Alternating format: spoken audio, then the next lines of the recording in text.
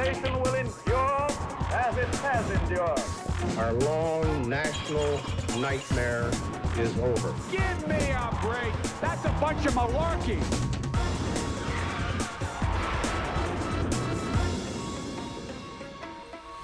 Time once again to take off for Planet America. I'm John Barron. And I'm Chaz Licciardello. This week, another death at the hands of US police as the trial of George Floyd's alleged killer wraps up. America has paused a COVID vaccine just as another wave of new infections hit. And I'll have the inspiring story of America's first black baseball star, Jackie Robinson. All that and so much more, but first...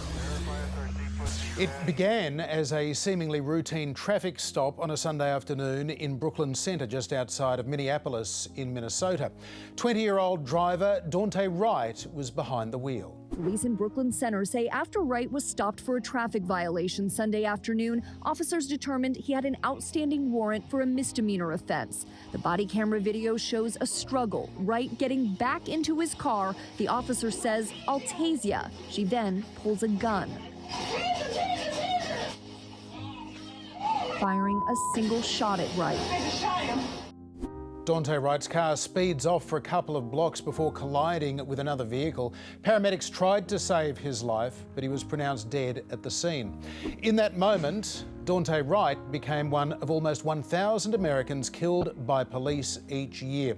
And as a young black male, he was in the highest risk group. Overall, African Americans are killed by police at more than twice the rate of white Americans. Officer Kim Potter, herself a 26-year veteran of the force, claims she made a mistake, thinking her service pistol was a non-lethal taser stun gun. Her police chief, Tim Gannon, says he believes her. As I watched the video and listened to the officer's commands, it is my belief that the officer had the intention to deploy their taser, but instead shot Mr. Wright with a single bullet. This appears to me, from what I viewed and the officer's reaction and distress immediately after, that this was an accidental discharge. Daunte Wright's family aren't buying it. Police say she accidentally grabbed the gun instead of the taser. You don't accidentally grab something, point it at them, not realize what you have in your hands. It's just not true. If it was an accident, it is a baffling one. According to the manufacturers of the gun that Potter fired at Wright, a loaded Glock 17 weighs 730 grams. With a larger capacity magazine, it can weigh as much as 1 kilogram. Tasers, on the other hand, are much lighter, typically weighing less than 300 grams. The two weapons look very different as well, even if the grips are similar, and department protocols dictate that officers wear their guns on their dominant side, right for right-handers, and tasers on the opposite side to reduce the risk of confusion. The Brooklyn Center Police Manual also says reasonable efforts should be made to avoid targeting the head, neck, chest and groin. Daunte Wright was shot squarely in the chest from point-blank range. Even a taser to the chest can be lethal, and it was all over something pretty trivial. He called me at about 1:40, said he was getting pulled over by the police. And I said, well, why did you get pulled over? He said they pulled him over because he had air fresheners hanging from the rearview mirror. Officer Potter, who is the former head of the local police union, announced she's quitting the force. I believe it is in the best interest of the community, the department, and my fellow officers if I resign immediately. Kim Potter has now been charged with second-degree manslaughter. Chief Gannon also quit, although experts point out resigning is different to being sacked. It can mean you keep your pension and can even re-enlist in another police force. Anti-police violence protests erupted in the hours following the shooting and continued for several days, despite a state of emergency and a curfew being imposed. Minnesota National Guard deployed. Daunte Wright! Daunte Wright! Police deploying tear gas to clear the crowds. Oh, more flashbang grenades. Thankfully, cooler heads have largely prevailed, at least so far. But back to ex-officer Potter, who does seem to have thought she was tasering Wright. You played part of the footage before. This is her whole transcript. I'll tase you. I'll tase you. Get clear. Get clear. Taser. Taser. Taser. Shit, I shot him. I shot him. And it's not like this kind of thing hasn't happened before. In the last 20 years, there have been at least 16 cases of cops trying to tase someone and accidentally shooting them. But whether it's an accident or not, Potter is still in some serious legal strife. She's already been charged with second-degree manslaughter, which carries a maximum penalty of 10 years. And all they need to prove is that she caused a death through her culpable negligence. Sounds like a pretty straightforward case to me, which is good because police who kill people often get away with it. An NPR investigation found 135 fatal shootings of black people since 2015, and for at least 15 of those officers, the shootings were not their first or last. They've been involved in 2, sometimes more than 3 shootings, often deadly and without consequences. So consequences are good. Although not good enough for lefty rabble-rouser Rashida Tlaib. She tweeted that it wasn't an accident. Policing in our country is inherently and intentionally racist, and adding no more policing, incarceration and militarisation. It can't be reformed. No more policing, she says. Well, unlike Tlaib, I'd argue that there are some obvious reforms on the table, like this idea of pulling drivers over for missing tags or for hanging air fresheners on their rearview mirror. That's not great. 11% of police killings were initiated from traffic or pedestrian stops. And in nearby St Paul, black drivers were found to be a little over 3 times more likely than white drivers to be pulled over. So maybe police could stop pulling people over for minor offences, which create unnecessary opportunities for tragedy.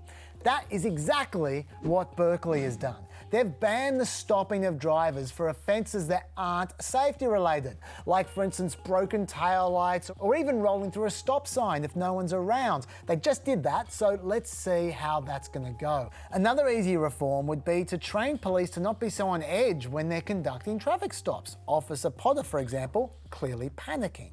Officers are killed during 1 in every 6.5 million routine traffic stops, while assaults occur once in every 7,000 stops, and serious assaults are more like once in every 360,000 stops.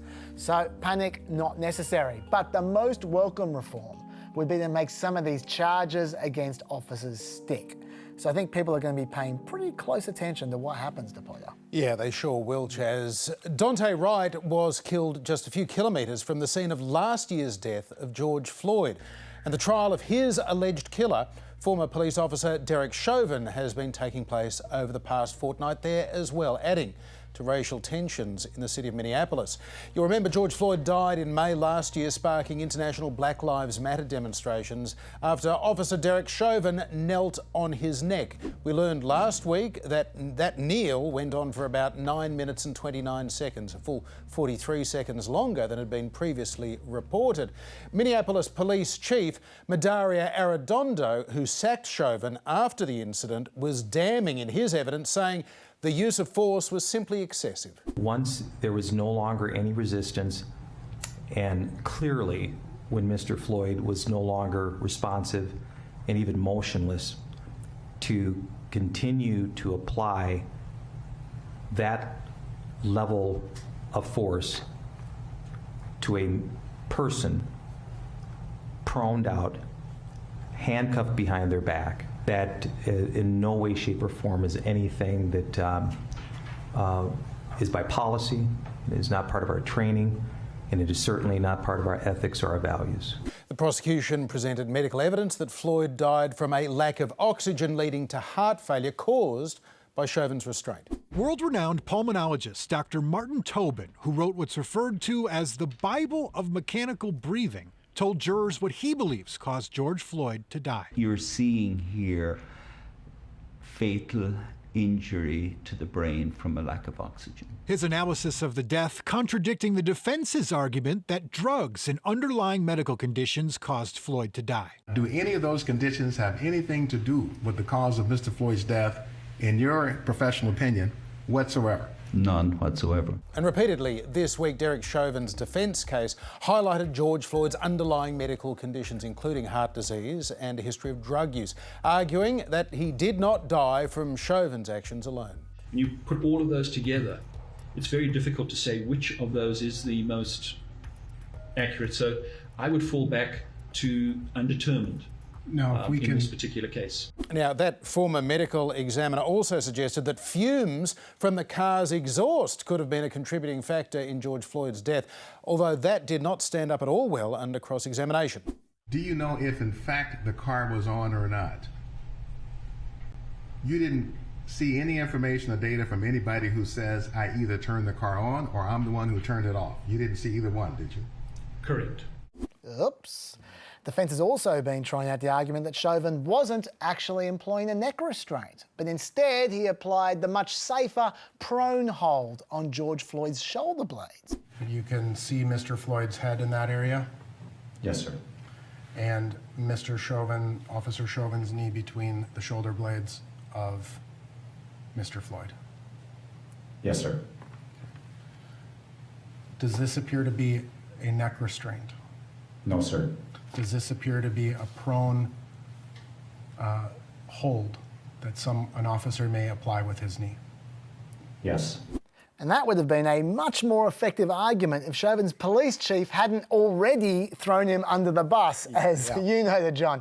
Defence have also presented yet another expert saying that George Floyd died of a combination of his heart condition and fentanyl. But bottom line, it's hard to get past a medical examiner who actually first looked at Floyd's body and found this. In my opinion, the law enforcement subdual restraint and the neck compression was just more than Mr. Floyd could take by virtue of those heart conditions. In other words, he had all these other issues, but it was the kneeling that actually killed Floyd. But I guess we'll see what the jury think. Yeah, and we may not have long to wait either, because the defence rested earlier today. Chauvin did not take the stand at any stage. He invoked his Fifth Amendment right against self-incrimination. Earlier today as well, officials in Chicago released disturbing footage of the police shooting of a 13-year-old boy named Adam Toledo late last month. Adam was with a 21-year-old who's now accused of firing a gun at a car at about 2:30 in the morning, then handing that gun to the young boy, who was then fatally shot by the officer when he had his hands up. Advocates of criminal justice reform argue that racism is at the centre of a lot of these police killings. With us is Mark Claxton, a former New York City police detective and founder of the Black Law Enforcement Alliance. Mr. Claxton, welcome to Planet America. Thank you, John. I appreciate the invitation. What were your thoughts this week watching Officer Potter's body cam footage? Was this just a terrible mistake? Can a police officer really confuse a taser with their gun? You absolutely should not, as a trained police professional. You know, both weapons are located in different parts of your gun belt, your equipment belt. And most significantly, you should be paying attention to what you have in your hands as you are even engaging with the civilian population or someone who may be in a position where they're not being totally compliant. You have to know what you have in your hands. So this is not an issue or a matter of difficulty in tactics or some tactical error. There's something deep-seated about what occurred there. And what do you think that deep-seated thing is?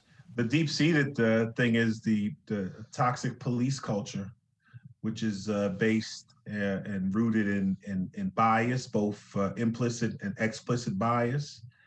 That's rooted in intolerance, too often rooted in racism. And it's a mentality or a perception and a practice in policing, unfortunately. It's become a practice that you treat Black individuals, Black people, Black citizens, as if there is a predisposition to criminality. So in essence, you treat Blacks as if they are suspects before establishing that there is even a crime committed. And too often what occurs is that police department, police officers go out into the communities, particularly the communities of color, and engage in overly aggressive, sometimes over-militarized enforcement of the laws, as opposed to being there to serve and protect. It really becomes much more aggressive and hostile. And too often, those interactions between innocent civilians, and that's important to note, but between innocent civilians and the police officers end up being fatal. I wonder, Mr Claxton, given that these days, of course, we're seeing more and more of these incidents that are happening in public, in traffic stops, out on the street, such as George Floyd, being captured by iPhones as well as eyewitnesses. But of course, the majority of police-related killings happen behind closed doors, many hundreds of them each year. Is it fair to say that there are a lot more unjustified killings going on that we just never hear about? The short answer to your question is yes. We're dealing with a new phenomenon over the past several years, and that is the increased video that comes out in regards to police interactions. But I want people to consider for a second how many years, decades, there have been concerns expressed by the Black and brown communities about over-aggressive policing, police brutality, and even police criminality. But yet there was no video to support those allegations. Now we have video. Now it's more pervasive. Now individuals, everyone's carrying a camera around with them, you know, in the form of a cell phone. So we're seeing it videotaped more often. It's not necessarily that it's occurring more often. It's just that now we have video to show and display for people. Of course, Mark Claxton, all of this is happening literally just kilometres away from the scene of not just George Floyd's death, but the trial of the former officer Derek Chauvin accused over his killing. Were that case to lead to an acquittal, how concerned are you that Minneapolis is now a tinderbox and that we could see a repetition of the 1990s LA riots? I'm always concerned about the possibility of violent reaction. You know, there's a possibility of violent reaction even if Derek Chauvin is convicted. So that's always a concern. I think reasonable people hope that the demonstrations, and we fully support the demonstrations, remain peaceful. As vociferous, as vocal as people may choose to make them, that's fine. But you want to make sure that you don't jeopardize life and limb out there, not the demonstrators, not the public who may be observers, not the police officers that are there as well. But the fact of the matter is that if people feel as if they have not received justice, and this is a historical occurrence, and they try, demand, and work with this system, and the system continues to let them down, you can fully expect that there would be a reaction. Now, we hope that reaction is nonviolent, but there are no guarantees when you're talking about people who have decided that the system no longer works in their best interest. Mark Claxton, thanks for being with us on Planet America. Thanks, John. Good talking to you.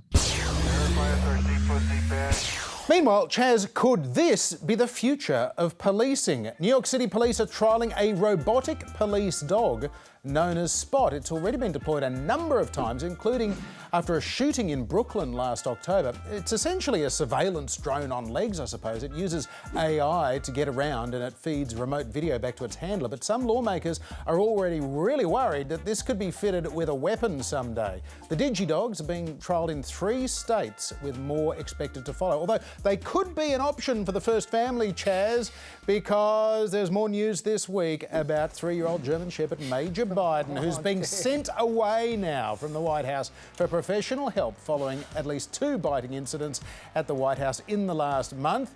And this week we found out that either he or Champ had pooped on the carpet as well. But while we're on the subject... I think you're a good boy. He is a good boy. But while we're on the subject of law enforcement, President Biden this week issued 6 executive orders on gun control while still urging Congress to act on loopholes in existing background check laws. Nothing I'm about to recommend in any way impinges on the Second Amendment. They're phony arguments suggesting that these are Second Amendment rights at stake from what we're talking about. And his first target, homemade guns. Want to rein in the proliferation of so-called ghost guns. These are guns that are homemade, built from a kit, that include directions on how to finish the firearm. You can go buy the kit. And these guns are of particular concern because they have no registration number on them, so they can be untraceable if they're used in a crime. Biden also wants the Justice Department to come up with model red flag laws for various states to use as a template. The idea is to try and stop people who are seen at risk of perpetrating gun crime, maybe because of mental illness, from being able to access weapons. Yeah, he also talked about how the shooter in Boulder, Colorado recently used a stabilising brace with his pistol, and Biden wants to get rid of them. But on this occasion, he's only actually asking for recommendations in the next 60 days as to how any potential regulation could even be achieved. Same with those red flag laws that you mentioned before. All Biden did this time was make a request for potential legislative wording in 60 days. Now, this hasn't stopped pro-gun activists from flipping out, of course, but they should probably bear in mind how Trump reacted to the idea of red flag laws himself back in 2018. The ability to go to court, obtain an order, and then collect not only the firearms, but any weapons in the possession or of that might individual. take the firearms first and then go to court, because that's another system, because a lot of times by the time you go to court, it takes so long to go to court to get the due process procedures. I like taking the guns early. So he likes to take the guns first and then have due process. Another crazy liberal wanting to take away our guns. Intriguing. Biden also nominated an anti-gun lobbyist, David Chipman, as his director for the guns agency, the ATF. That got some attention, and Chipman's first job might be to tell Biden the name of the ATF. Today, I'm proud to nominate David Chipman to serve as the director of the AFT. David knows the AFT well. I hope Chipman knows the ATF better than you do, Joe. But ultimately, it's going to take legal changes or constitutional changes or Supreme Court changes for any real gun reforms to take place at this point in time. That's why Biden was tiptoeing around everything. Yeah. Especially given there's been a record number of guns being bought over the last 12 months. You're looking at the background checks there that have been conducted recently. Note another record just this month. Guns everywhere. It seems like a lot of Americans have pretty much given up on gun reform and have just opted to protect themselves with guns of their own. Yeah, and you can't escape the fact that one of the reasons why America's police are so trigger happy is there are more than 300 million guns out there, and there could be one in the glove compartment of that car they're pulling over. Now, this week, the US Centers for Disease Control and the Food and Drug Administration announced a pause in the use of the Johnson & Johnson coronavirus vaccine, following growing evidence it could be associated with the same very rare form of blood clotting associated with the AstraZeneca vaccine. More than 6.8 million doses of the J&J vaccine have been administered in the U.S., and of those, the CDC and FDA are reviewing 6 reported cases of this rare and severe type of blood clot. All cases occurred in women between the ages of 18 and 48, and all symptoms occurred 6 to 13 days after vaccination. And President Biden moved to try and reassure Americans. So there's enough vaccine that is basically 100% unquestionable for every single solitary American. But adding to anxieties over this bizarre and frankly dangerous comments from the likes of Fox News host Tucker Carlson. It seems possible there may be more going on here. Really? Tucker went on to suggest 2 things. 1, vaccines are more dangerous than is being let on, and 2, maybe they don't even work anyway. What is this about? If vaccines work, why are vaccinated people still banned from living normal lives? Honestly, what's the answer to that? It doesn't make any sense at all. If the vaccine is effective, there is no reason for people who have received the vaccine to wear masks or avoid physical contact. So maybe it doesn't work and they're simply not telling you that. Cue the sting. Thanks, Tucker. Well, just in case you're an idiot, this is what's happened in Israel, the world's leading nation in vaccinations. This is the percentage of the country that has had at least 1 dose of a COVID vaccine. And this is the number of new daily cases. You can draw your own conclusions from that, whether vaccines work.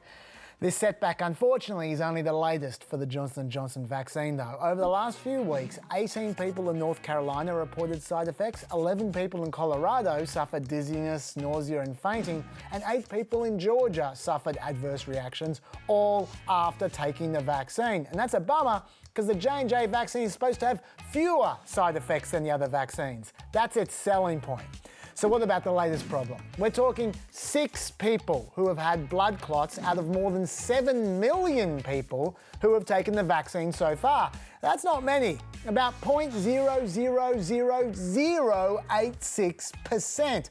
So even at the current rates, even if you gave that vaccine out to every single person in the country, the blood clots would only impact about 300 Americans.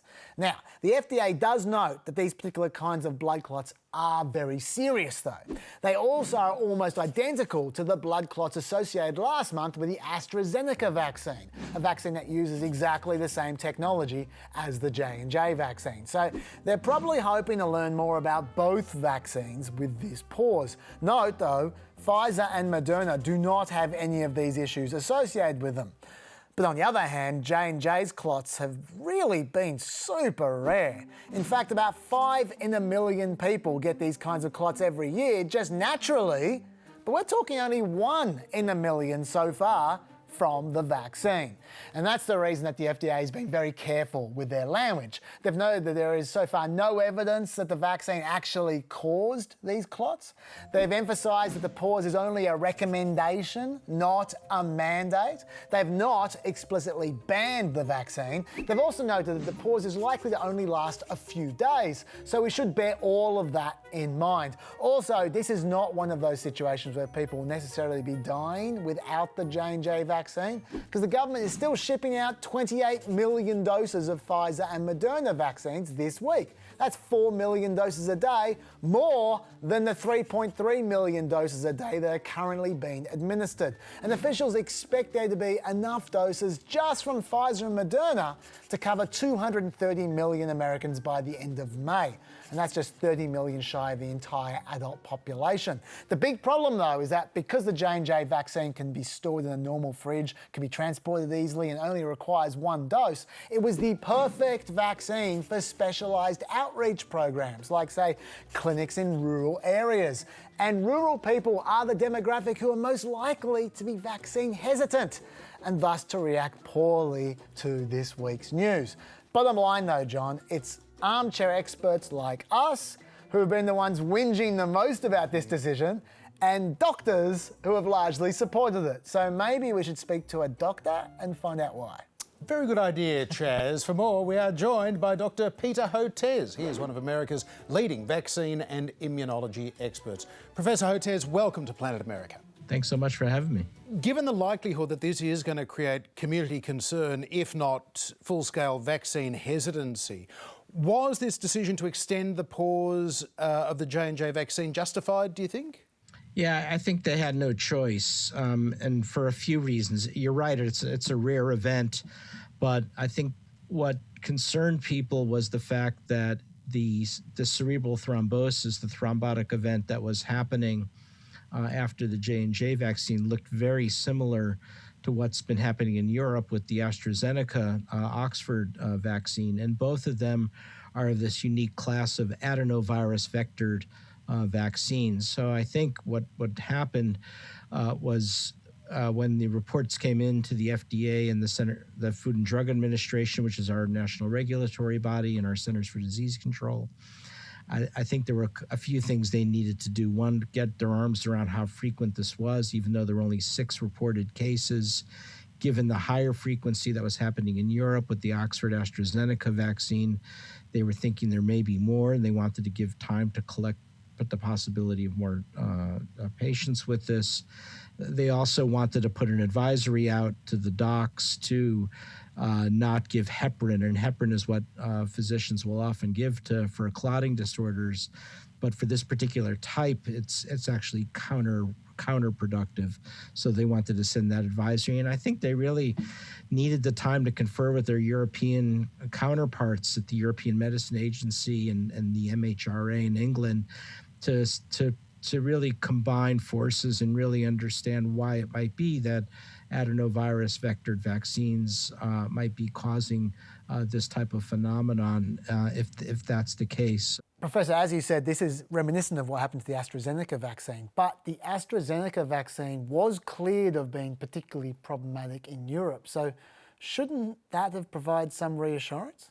Well, it was cleared, but still now a number of countries have either continued the pause or extended the pause, and now we're seeing additional countries now put it on hold as well. So, and that kind of waffling has not been good for vaccine confidence either. So I think people needed time to really set some firm policies around both vaccines, and that may be what's going on as well.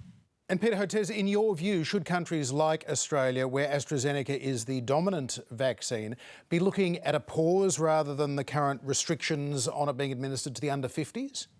Well, I think we are worried about variants coming in, and it's still a pretty worrisome disease.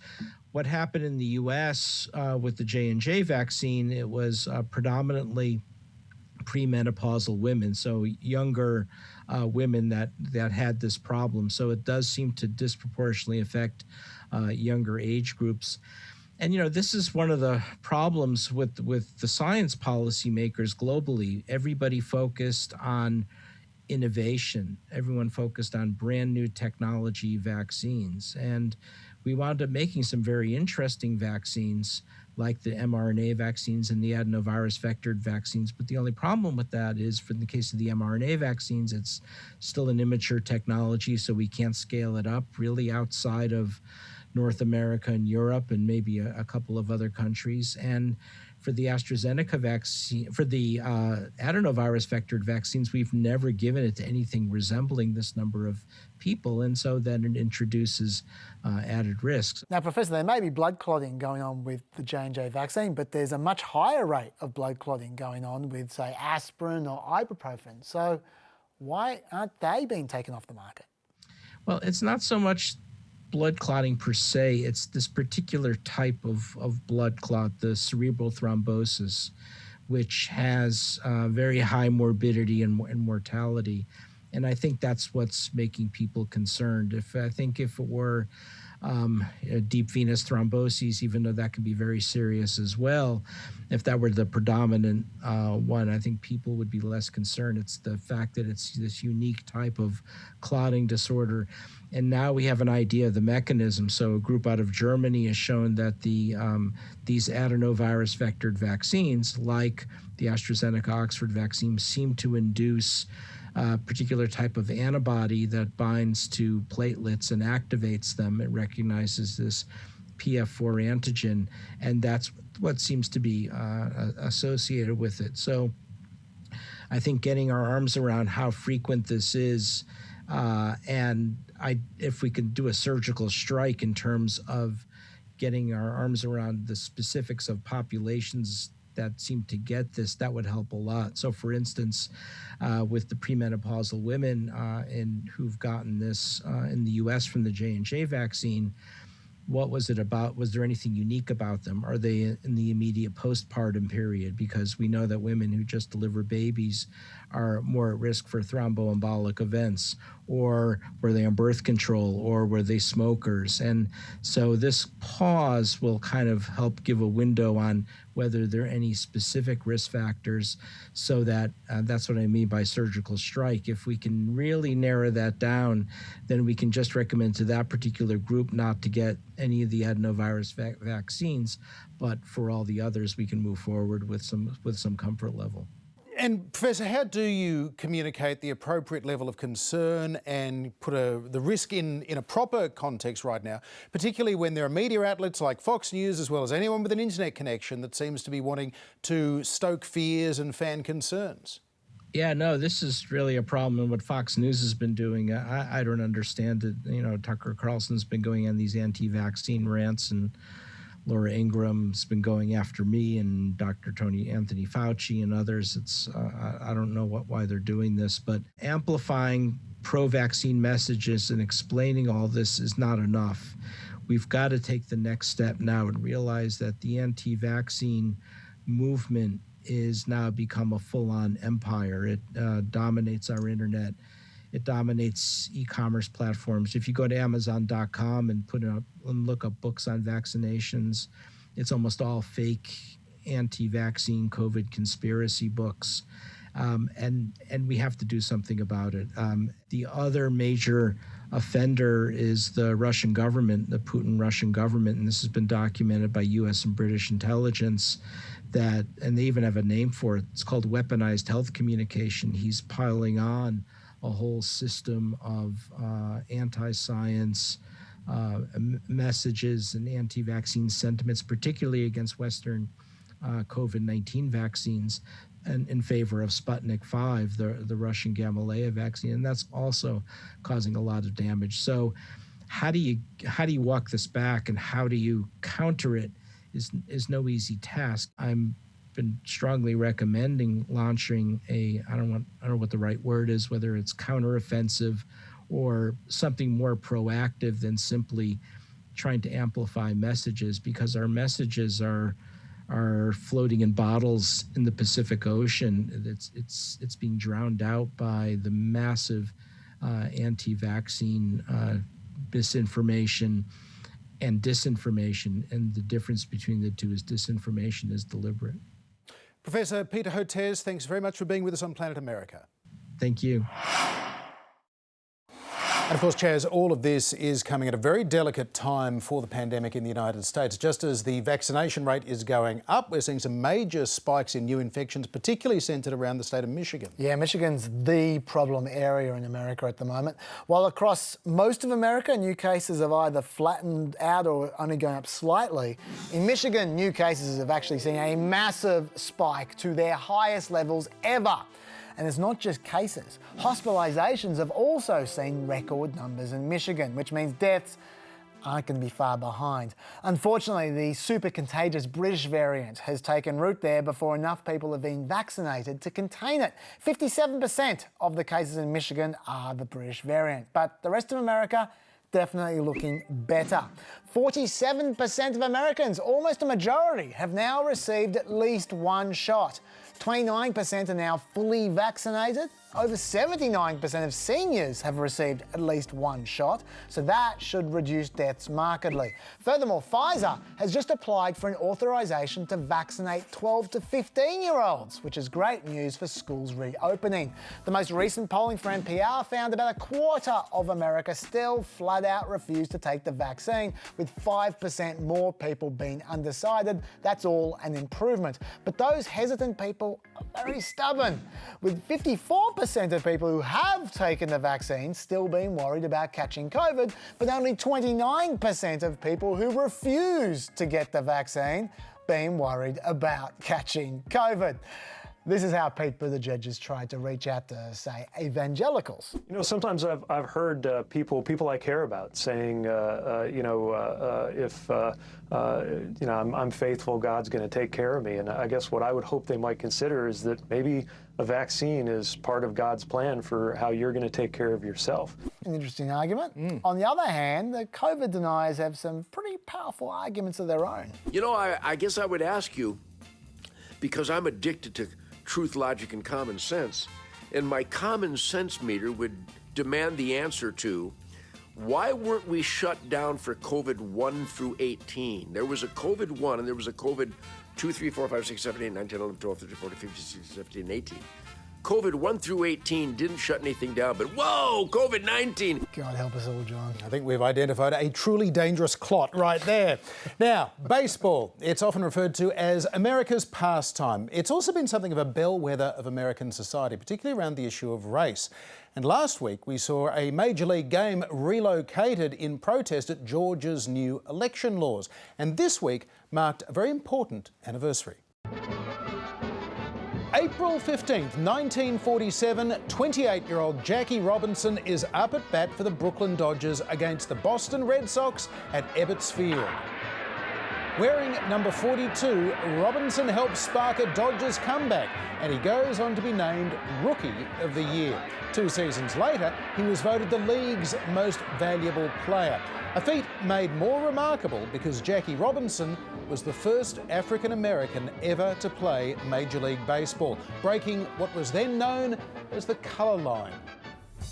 Black players were banned from the emerging professional baseball circuit in the late 1800s, so they formed their own Negro League. Players, crowds and stadiums remained segregated for the next 60 years. Before the Second World War, Jackie Robinson had been a star athlete at the University of California, excelling at track, basketball and football, as well as baseball.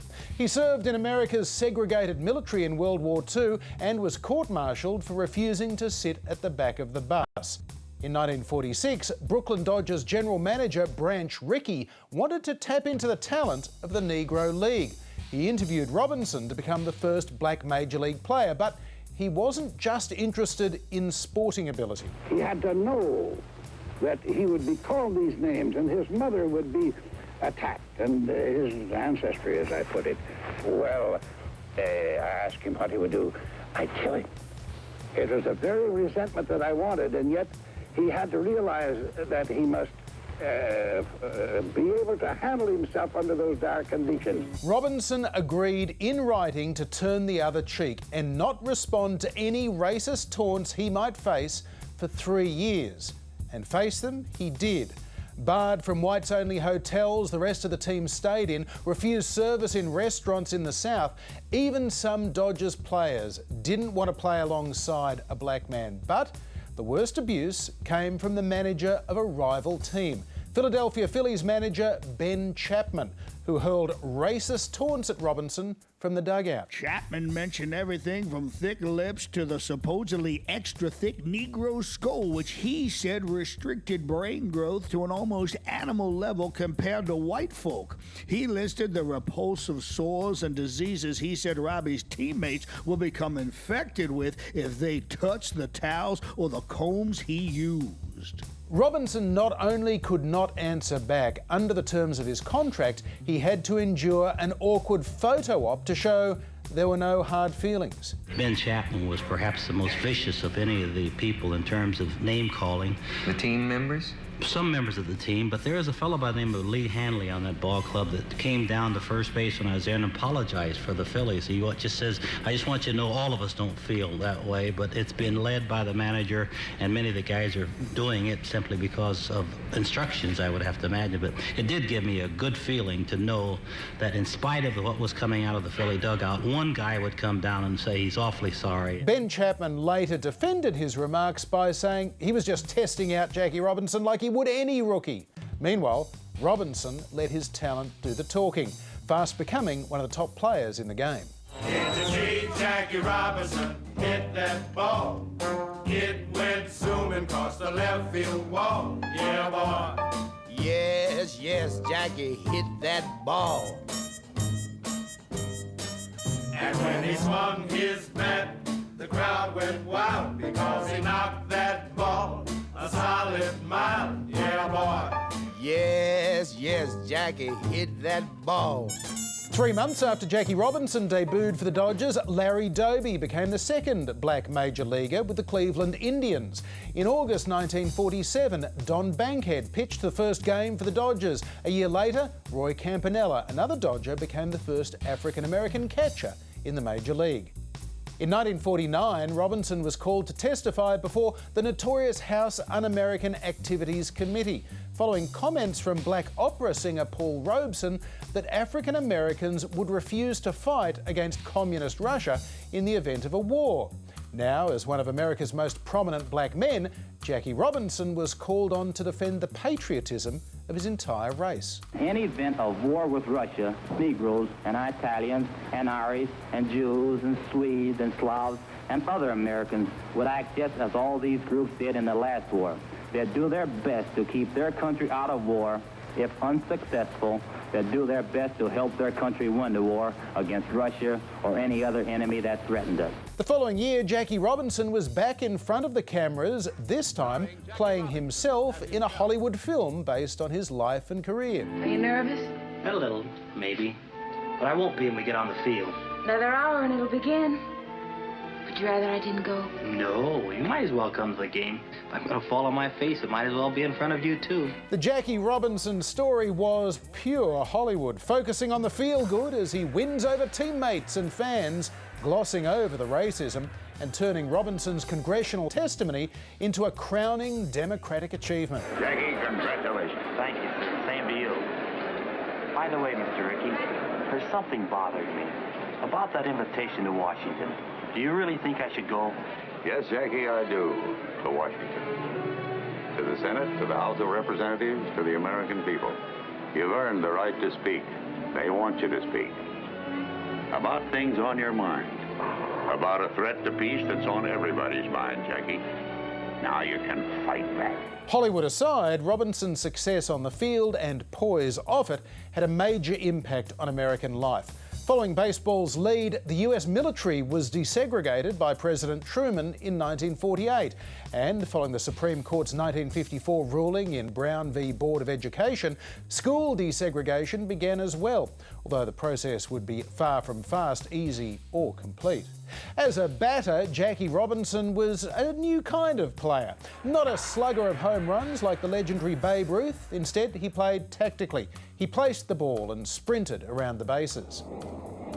Robinson drives a hot smash at McDougal. Robinson led the Dodgers to the World Series in 1955 and retired from baseball 2 years later, becoming a prominent voice in the civil rights movement with a successful second career in business and banking, campaigning against drug use and founding an affordable housing company for African Americans, again confronting a colour barrier, this time in the construction industry. A lot of pressures have been applied to the different unions, and they are opening up, but the construction people themselves are, I think, understanding their responsibility in terms of progress in this country. Just a few months after that interview, aged 53, Jackie Robinson died of a heart attack in October 1972. It would be another quarter of a century before the city of Philadelphia formally apologised to the Robinson family for the way he'd been treated by Ben Chapman and the Philly Players.